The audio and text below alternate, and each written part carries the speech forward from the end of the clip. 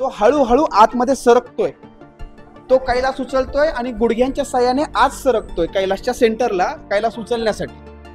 आणि त्यावेळेस भगवान शिवाने आपल्या उजव्या पायाने जमिनीवर भार दिला म्हणून शिवाचा उजवा पाय खाली आणि तो त्याच्या बायकोला बॅलन्स करतोय म्हणून बायकोच्या कमरेमध्ये त्यानं हात घातलाय. आणि जर खाली आपण नीट बघितलं तर भगवान शिवाचे काही गण आहेत बघा.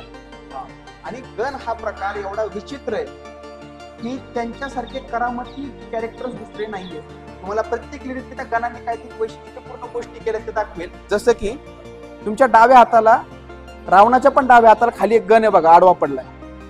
तो काहीतरी विचित्र करतोय, तुम्ही जवळ गेले की तुम्हाला लक्षात येईल. असे सगळे शिवाचे गण आहेत. ते सगळे घाबरलेत का, तर रावणाने पर्वत उचलला, कैलास उचलला म्हणून कैलासवर भूकंप आलाय.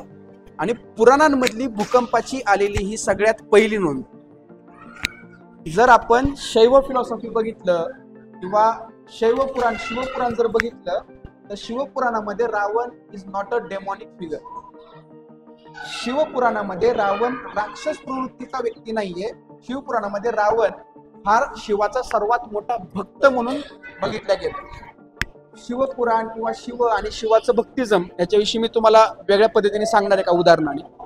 तर या मूर्तीला म्हणतात रावण अनुग्रह मूर्ती, कारण शिवाने नंतर रावणाला इथं अनुग्रह दिला, आत्मलिंग दिलं. ते आत्मलिंग घेऊन जात असताना गणपती भेटला, गणपतीने त्याला येड्यात काढलं, ते आत्मलिंग जमिनीवर ठेवलं. ते सगळं घडलं गोकर्णला. ही स्टोरी आपल्या सगळ्यांना माहिती. तर जरी माहित नसली तरी आपण उद्या ती बघणार आहे, त्यामुळे मी काही ती इथं सांगत नाही. पण इथं शिवाने कैलास उचलण्याचा प्रयत्न केला, शिवाला ते शक्य रावणाला ते शक्य झालं नाही. आणि रावणाने नंतर शिवाची माफी मागितली, शिवाची स्तुती केली. तर ती स्तुती म्हणजे शिवतांडव स्तोत्र. आणि त्यानंतर शिवाने रावणाला अनुग्रह दिला, ब्लेसिंग्स दिल्या, म्हणून या मूर्तीला म्हणतात रावण अनुग्रह. ही झाली संहार मूर्ती, ही झाली अनुग्रह मूर्ती. आता याच्यात वैशिष्ट्यपूर्ण गोष्ट काय की या दोन मूर्ती एकमेकांच्या समोर का कोरल्या, काय असेल? हा, पण हे फार बरोबर, करेक्ट, हे ढोवळ मनाने झालं. पण हेच दोन प्रसंग काय घेतले? इतरही प्रसंग आहेत ना, शिवाने संहार करतानाचे आणि ब्लेसिंग्स देताना इतरही प्रसंग आहेत. हेच दोन का घेतले? तर वेरूळला आयकोनोग्राफिक स्कीम सुद्धा, म्हणजे शिल्पांची स्कीम सुद्धा, की शिल्प याच ठिकाणी हे शिल्प का कोरलं, हे फार इम्पॉर्टंट आहे समजून घेणं. का? कारण या दोन्ही स्टोरीज मध्ये पार्वती आहे आणि पार्वतीला प्रायोरिटाईज ठेवून पार्वतीचं रक्षण करणारा शिव, म्हणून पार्वतीचं रक्षण करणारा शिव आणि त्याच्याशी निगडीत स्टोऱ्या ज्या आहेत दोन, त्याच इथं कोर, इतर कुठल्या स्टोरी इथं कोरलेल्या नाही. हे आपल्याला याच्यावरून समजून येईल. म्हणजे शिल्पांची योजना सुद्धा एकमेकांना रिलिव्हंट असेल तर आणि तरच केली, हे आपल्याला इथं समजून. Okay, yes. शिवगण आहेत. हा, गण आहेत. खालचे जेवढे सगळे आहेत ना, गण म्हणजे काय? पॉट बेली, द्वार्फ म्हणजे छोटे, बुटके, जाडे आणि ज्यांना खूप मोठं पोट आहे. आणि या अतिशय करामती गणांचा अधिपती म्हणून गणपती. गणपतीने या गणांच्या मदतीने कुठल्याही शुभ कार्यामध्ये विघ्न आणू नये म्हणून वेदांमध्ये गणपतीला अग्रपूजेचा मान दिला. आणि जो विघ्न करता होता तो 2000 वर्षांच्या कालखंडामध्ये विघ्न हरतात. पण अग्रपूजेचा मान गणपतीचाच राहील. नाग आहे, हा म्हणलं ते करामती. तो खालचा बघ ना मान, मी दाखवतो काय काय द्या. हे तरी ठीक आहे, हे खूप ठीक आहे. शिल्प कधीही, अजून एक सांगायचं राहिलं की ठीक आहे मी एक्सप्लेन करतोय म्हणून, पण कधीही शिल्प बघताना 2 फुटापेक्षा जास्त अंतरावरून बघायचं नाही, कारण त्यातले बारकावे आपल्याला दिसतात. शिल्प कधीही अगदी जवळून जेवढं आपल्याला शक्य असेल तेवढं फील करून आपण शिल्प बघितलं तर त्यातल्या छोट्या छोट्या गोष्टींमध्ये आपल्याला बऱ्याचशा क्ल्यूज मिळू शकतात, जे शिल्पाच्या मागची गोष्ट आपल्याला समजू शकते. म्हणून भैरवाला ब्रह्महत्येचा बाप आहे. 5 तोंड आपल्याला लक्षात ठेवायचं.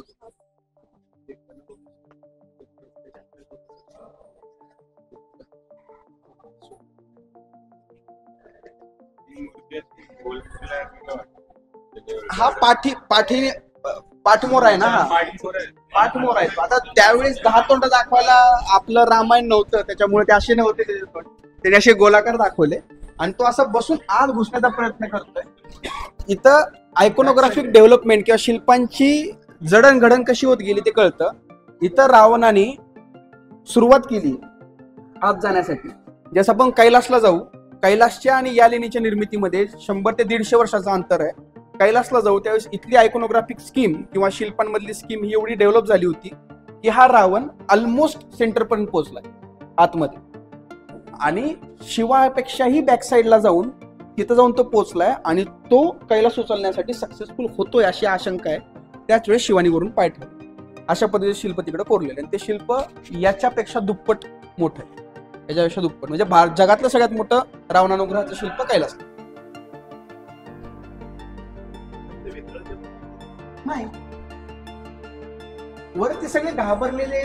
एक सांगतो, जर कुठल्याही प्रकारचं वाहन नसलं, म्हणजे वर जे देव असतात त्यांना सेलेस्टियल्स किंवा अवकाशीय देवता असं म्हणतो आपण, जर ते कुठल्याही प्रकारच्या प्राण्यावर किंवा माणसाच्या अंगावर बसून जर नसतील तर त्यांना कार्यकर्ते का म्हणलं तरी चालेल.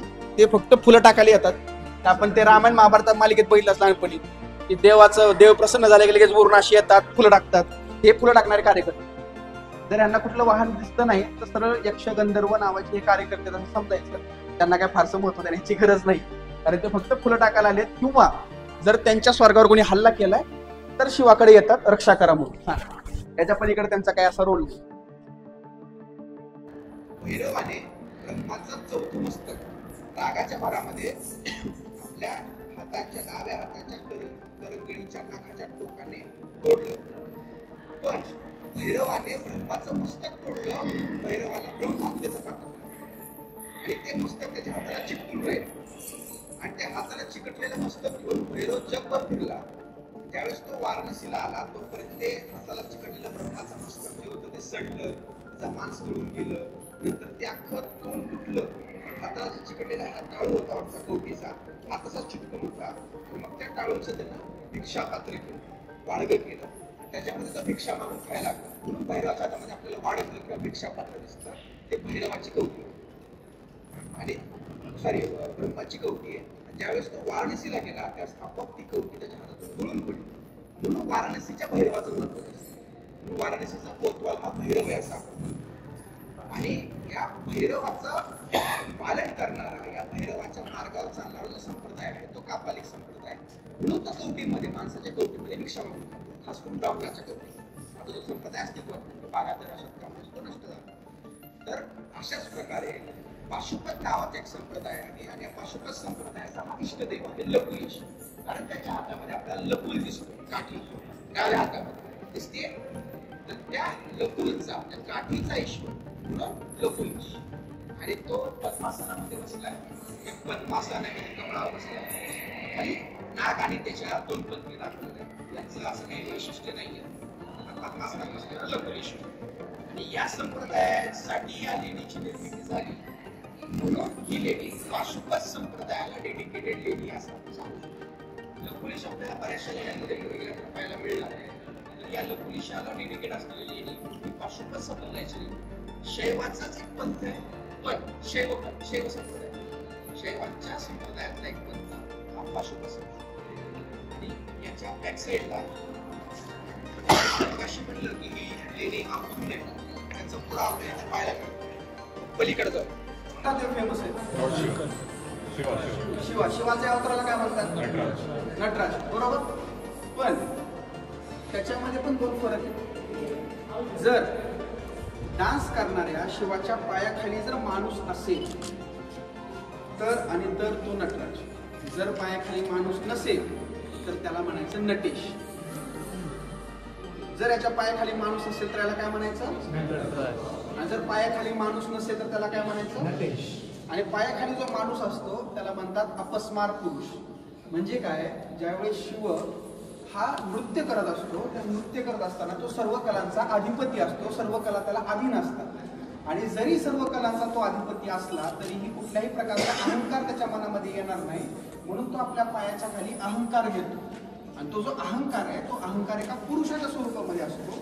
म्हणून त्या पुरुषाला आपण अपस्मार पुरुष असं म्हणतो, जो शिवाच्या पायाखाली असतो. जर शिवाच्या पायाखाली एखादा माणूस असेल तर आणि तर त्या नृत्य करणाऱ्या शिवाला आपण नटराज म्हणायचं. जर पायाखाली माणूस नसेल तर त्याला आपण काय म्हणायचं, नटेश, फक्त नटेश. दुसरी गोष्ट, या शिवाचं शरीर आणि चेहरा मॅच होत आहे का, अॅनाटॉमी मॅच होतीये का. म्हणजेच काय की या मूर्तीला ज्यानं तोंडाची निर्मिती केली आहे, ज्यानं चेहऱ्याची निर्मिती केली आहे, त्याच्याकडे बाकीचं काम नव्हतं. दुसऱ्या आर्टिस्टनी या मूर्तीची निर्मिती करण्याचं काम केलं. त्याच्यामुळे त्याला चेहऱ्याची आणि शरीराची अॅनाटॉमी साधणं शक्य झालं नाही आणि ते बेडप स्वरूपामध्ये निर्माण झाल्याचं आपल्याला पाहायला मिळतं. तिसरी गोष्ट मी जी तुम्हाला म्हणलं की ही लेणी अपूर्ण आहे, तर अपूर्ण आहे ती कशावरून कळते आपल्याला.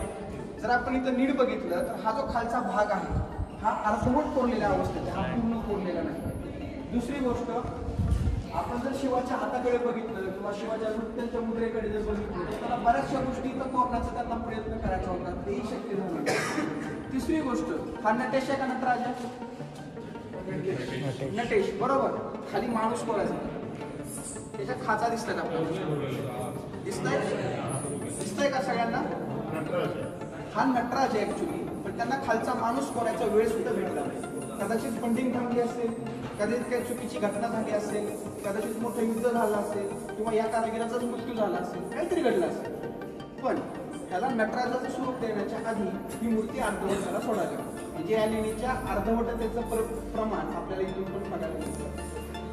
इथं वर अष्टदिक्पाल आहेत, पण ते अतिशय भेडं वाचल्यामुळं याच्याऐवजी पुढच्या मूर्तीमध्ये खूप सुंदर अष्टदिक्पाल आहेत. तिथे तुम्हाला व्यवस्थित समजली अष्टदिक्पाल म्हणजे काय, त्यांना कसं ओळखायचं, त्यांचे वाहन काय आहे आणि त्यांचं महत्त्व काय आहे. तर या नटराजाच्या मूर्तीविषयी तुम्हाला काही डाऊट आहे, काही कळलं नाही असं आहे. लकुरी स्टोरी कळली, नटराजाचं आणि नटेशाचा हा दोघांचा फरक कळला. पायाखाली जो माणूस असतो त्याला आपण काय म्हणतो, पायाखालच्या माणसाला काय म्हणतो आपण, अपस्मारक. लक्षात नाही राहिलं काही हरकत नाही, एवढं कसं फार मोठा विषय नाही आहे. पण लक्षात ठेवा की पायाखाली माणूस असेल तर नटराज आणि पायाखाली माणूस नसेल तर थँक्यू. चला पुढे. हां सॉरी, एक गोष्ट सांगायची आहे महत्वाची. स्त्री देवता नावाचा एक प्रकार आहे, ठीक आहे. स्त्री देवता म्हणजे काय, नदी देवता. नद्यांना देवतेच्या स्वरूपामध्ये पूजा करण्याचा प्रकार भारतामध्ये 1500 वर्षापूर्वी गुप्त राजघराण्याने सुरुवात केली त्याची, आणि दक्षिणेमध्ये चालुक्य कर्नाटकामध्ये. तर स्त्री नदी देवतांना म्हणजे काय, गंगा, यमुना आणि सरस्वती या 3 देवतांना, या 3 नद्यांना देवांचं स्वरूप घेऊन त्यांची पूजा अर्चा करण्याचं एक प्रकारचं ट्रेंड त्या काळामध्ये आलं होतं. गंगेचं वाहन असतं मकर, मगरीसारखं असतं मकर. यमुनेचं वाहन असतं कासव आणि सरस्वतीचं वाहन असतं हंस, सगळ्यांनाच माहिती. तर इथे बाजूला ऐलगंगा आणि त्या गंगेमुळे या लेणीची निर्मिती झाली, म्हणून त्या नॅचरल वॉटर सोर्सला त्यांनी गंगा असं इमॅजिन केलं. इथे कासवाच्या पाठीवर थांबलेली यमुना आहे आणि पलीकडे सरस्वती हंसाच्या बाजूला उभी. इथं कासवाच्या पाठीवर थांबलेली यमुना आणि पलीकडे निश्चय केला आणि तिनं एक अतिशय कठीण साधना करण्याचा प्रण केला, आणि ती कठीण साधना होती पंचाग्नी साधना. आजही जर तुम्ही बंगालला गेलात नवरात्रीमध्ये तर 9व्या-8व्या दिवशी एक साधना होते, एक विधी होतो. ते विधी कसा असतो, तर 4 बाजूला 4 कुंड ठेवतात, डोक्यावर एक अग्नीचं कुंड ठेवतात आणि त्याच्या खाली एक बाई तपस्या करत असते. तर पार्वती त्या साधनेच्या अंडर गेली, त्या तपस्येच्या अंडर गेली. पार्वतीनं काय केलं, 4 बाजूला 4 अग्निकुंड ठेवले, त्याच्यामध्ये पार्वती बसली आणि 5वा अग्नी म्हणजे सूर्य असं इमॅजिन केलं आणि तिनं ती पंचाग्नी साधना केली.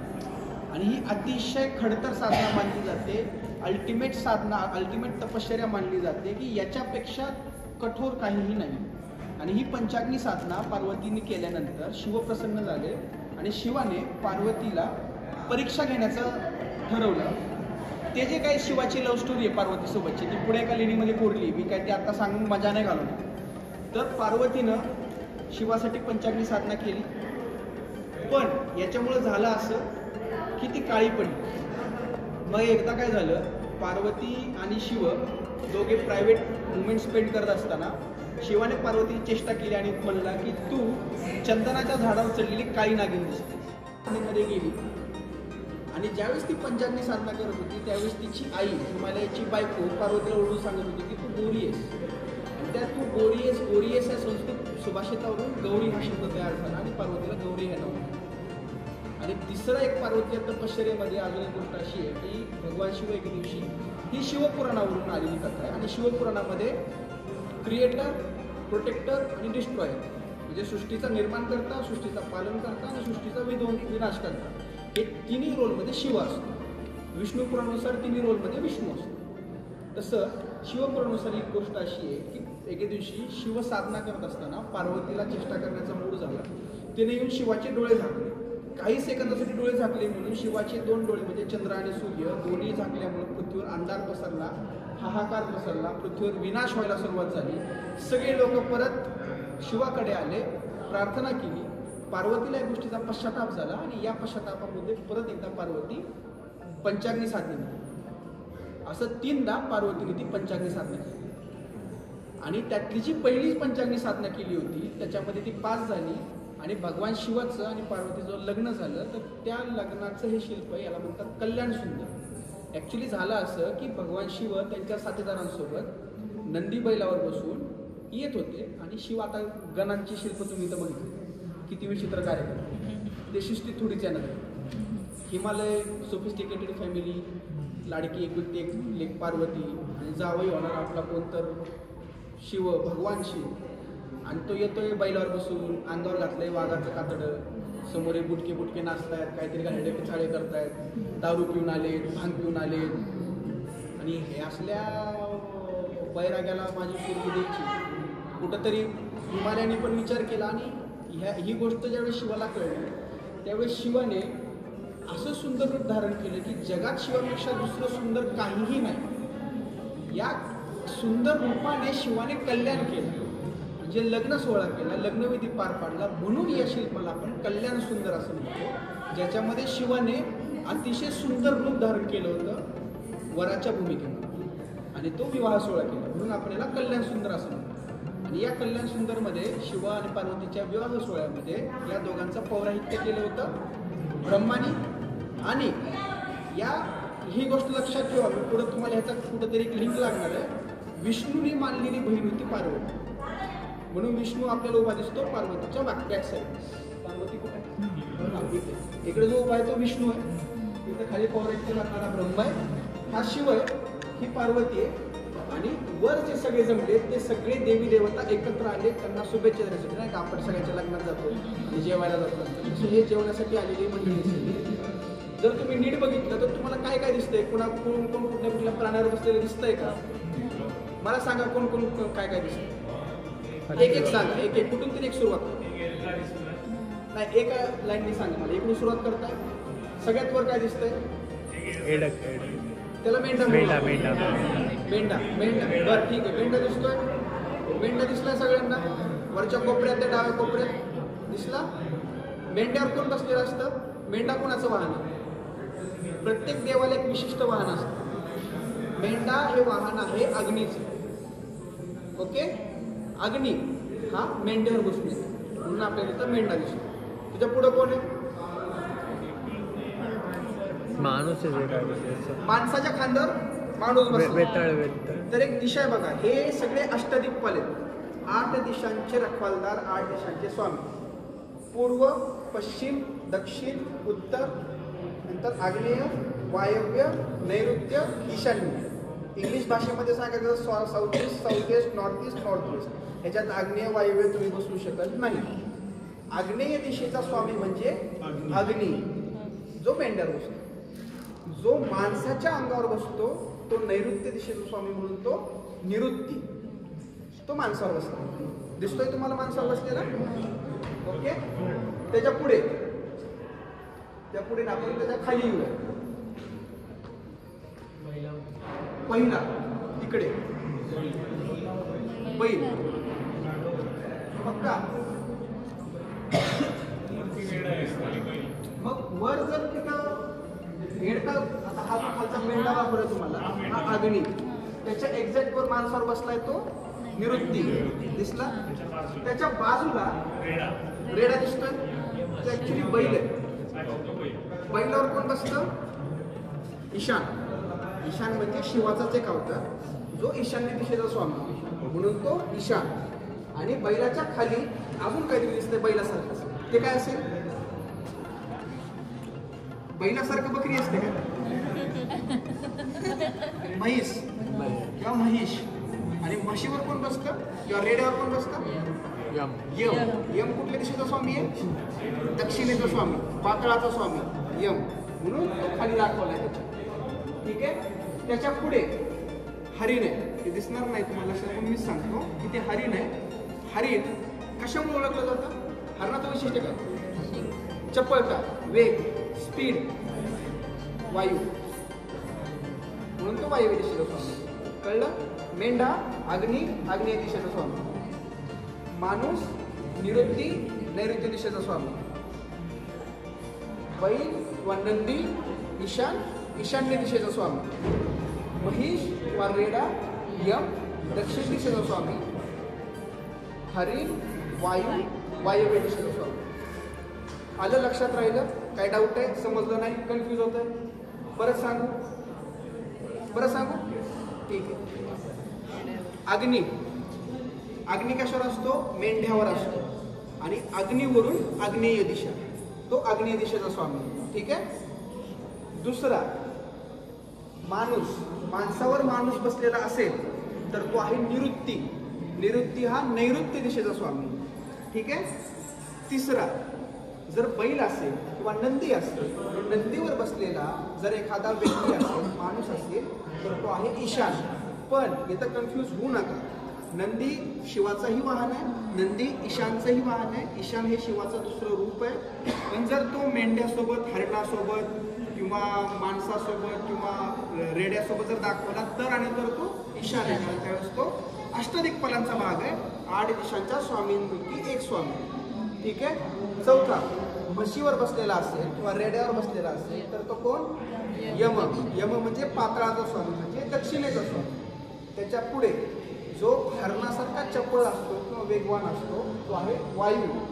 आणि वायू हरणावर बसलेला असतो म्हणून तो वायव्य दिशेचा स्वामी. हे कळले? क्लिअर झालं? आता इकडे जाऊ. पहिला हत्ती कोणावर बसलेला? हत्तीवर कोण बसलेला असतं? इंद्र उत्तरेचा स्वामी.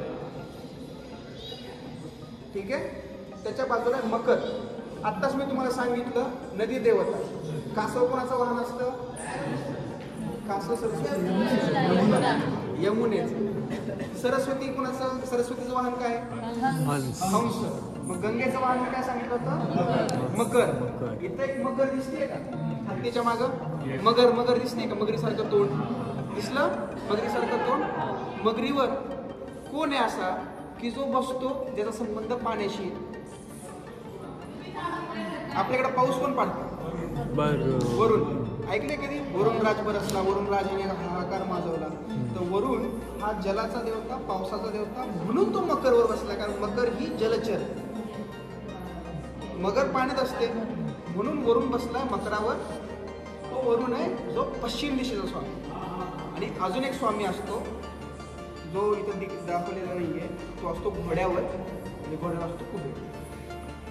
तो इथं नाही, इथं 7च दिक्पाल दिसतात, 8 दिसतात. हे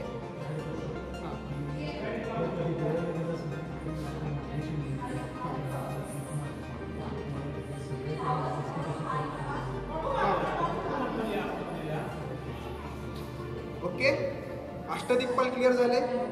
रिपीट करायचंय? मला माहिती आहे बोर होणार आहे रिपीट झालं तर, पण तरी जर असेल काही डाऊट तर आत्ताच विचारा. कारण पुढे आपल्याला ही शिल्प सारखी. इथं वेळ का देतोय? अरे तो विवाह सोहळ्यामध्ये एकदम सुंदरतेचं परिपूर्ण रूप, ह्याच्यापेक्षा सुंदर काहीच नाही याच्यात. त्यामुळे ती सरळ नाही. हा ते अलंकारिक जटामुख.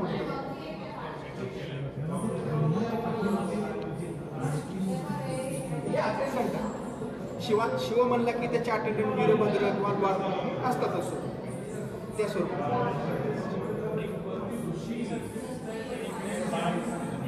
आता हे जे आहे गावांचे काही यक्ष आहेत, काही गंधर्व आहेत, काही हिमालयातले भाविक आहेत शिवाचे.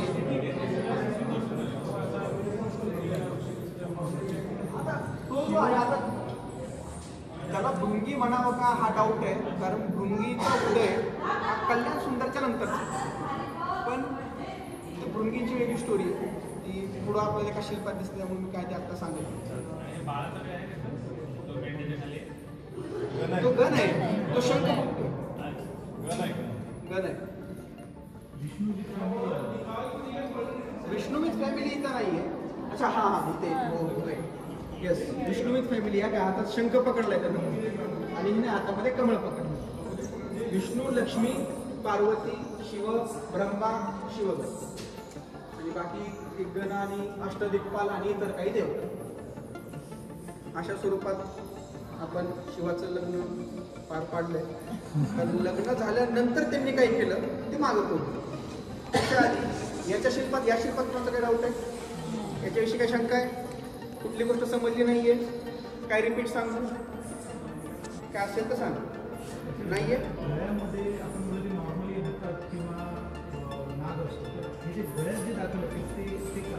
कुठलं हे यज्ञोपवीत ज्याला आपण जानव म्हणतो, पण क्षत्रियांमध्ये यज्ञोपवीत म्हणतात, ब्राह्मणांमध्ये जानव म्हणतात. तर हे यज्ञोपवीत जे लग्नाचे वेळेस आपण घालतो त्यातला प्रकार आहे यज्ञोपवीत.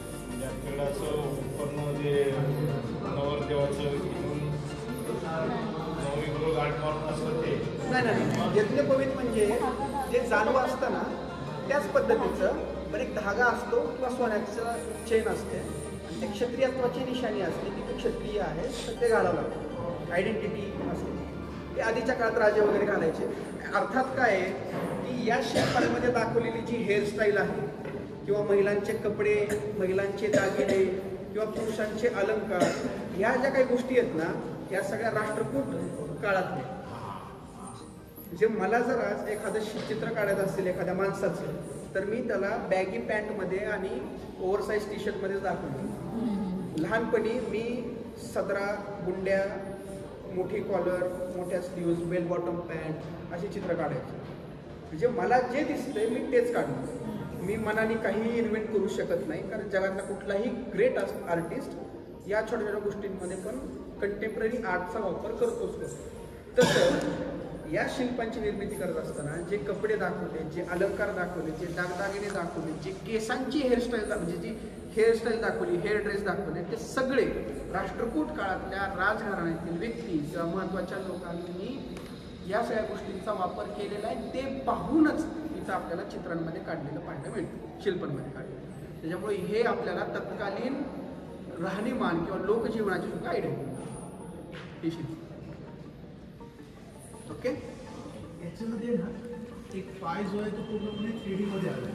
आतापर्यंत कुठल्याच ह्याला तो आला नाही. कुठला पुढे पाय आलाय ना तो आता उभारण्याची पोझिशन आहे ना अशा. फक्त सांगतो आपल्या बॅक साईडला एक खड्डा आहे बघा. असाच खड्डा आपण तिकडेही बघितलं. तर जर तुम्ही बघितलं तर या एका कोरलेल्या उत्तरेकडून दक्षिणेकडे आणि उत्तरेकडून दक्षिणेकडे कोरताना इकडे पूर्व येते आणि इकडे पश्चिम येते. तर दुपारी 12-1 नंतर इकडून सगळं उजेड यायला सुरुवात होती. त्याच्या आधी इकडे उजेड येत नाही आणि ही लेणी एवढी मोठी आहे की एकाच बाजूच्या एंट्रान्सने उजेड सगळीकडे पोहोचू शकत नाही. म्हणून दोन्ही बाजूने कातळ कोरून 2 बाजूने 2 बाल्कनीज तयार करण्याचा प्रयत्न केला. आणि ज्या वेळेस त्या छताचं काम चालू होतं, त्या छत हे पूर्ण छत आहे ना हे सिलिंग पेंटेड आहे. डॉक्टर बाबासाहेब आंबेडकर मराठवाडा विद्यापीठामधले वनस्पती शास्त्राचे प्राध्यापक आहेत. त्यांनी आणि माझे एक मित्र आहेत जे बारामतीमध्ये एका कॉलेजला वनस्पती शास्त्रज्ञ आहेत. या दोघांनी एक रिसर्च पेपर सबमिट केला आहे. त्या रिसर्च पेपरमध्ये त्यांनी सांगितलं की कॅनॅबिस म्हणजे गांजाच्या बिया, स्पेशली मेल गांजाच्या बिया की ज्यांच्यापासून कुठल्याही प्रकारचे ड्रग्स तयार होत नाही, अशा मेल गांजांच्या बियांचा वापर या छताचं जे प्लास्टरिंग झालेलं आहे त्या प्लास्टरिंगमध्ये केलेलं आहे. त्या प्लास्टरचे काही नमुने टेस्टिंगसाठी दिले. हे जे काही आपल्याला दिसत आहे गिलावा आणि बोल ना सॉरी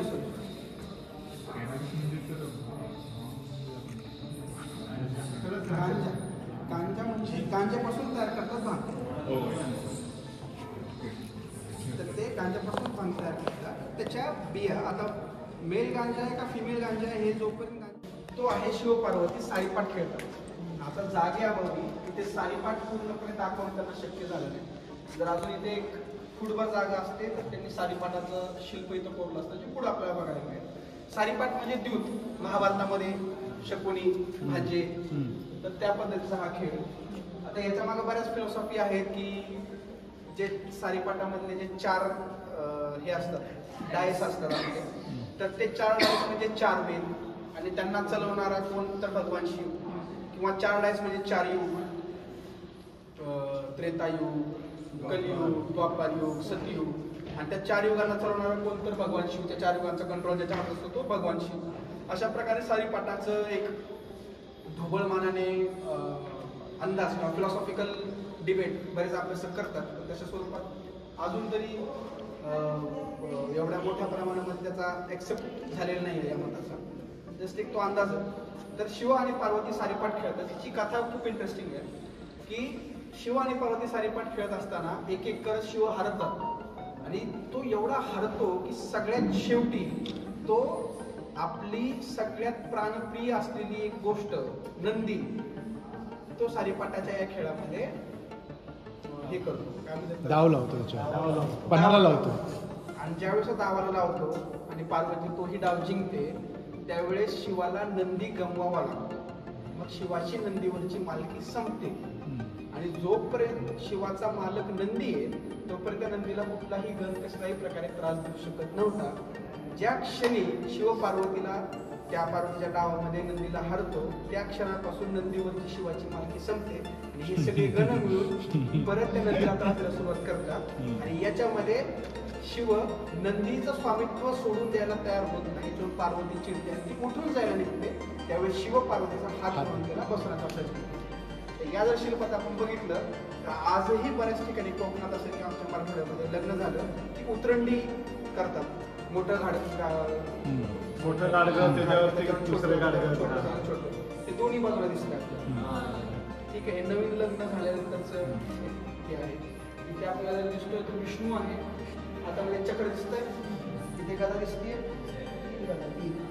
गदा दिसतीये, इथे शंकर दिसतोय आणि एक हात कमरेवर आहे. हा विष्णू आहे 4 हातांचा आणि इथे ब्रह्म आहे 3 तोंडाचा. आता ब्रह्म हा शिवाच्या बाजूने का दाखवतात तर शिवाच्या लग्नाची कुंडली ब्रह्माने घातली. ती का तर ते पुढच्या शिल्पामध्ये मी सांगणार, इथंच नाही सांगतात. आणि पार्वतीचा भाऊ विष्णू म्हणून हे एकमेकांच्या बाजूला कोरले. आणि या सारीपाटाच्या खेळामध्ये नंदीचं स्वामित्व शिवाने घालवलं, त्याच्यामुळं हे कार्यकर्ते त्याला त्रास दिले. एक जण शेपटी चावतोय, एक जण त्याच्या शिंगावर चढून बसलाय, एक जण त्याच्या पायाखाली काय करतोय तरच माहिती. म्हणजे अशा प्रकारचे हे अतिशय विचित्र कार्यकर्ते. ह्यांचा लीडर म्हणजे गणपती. तुम्ही विचार करा तो किती डेंजर असतो. आणि हे सगळे नंदीला त्रास देतात का तर शिवाने याचं स्वामित्व गमावलं म्हणून त्यांची डेअरिंग वाटली की आता आपण याला त्रास देऊ शकतो.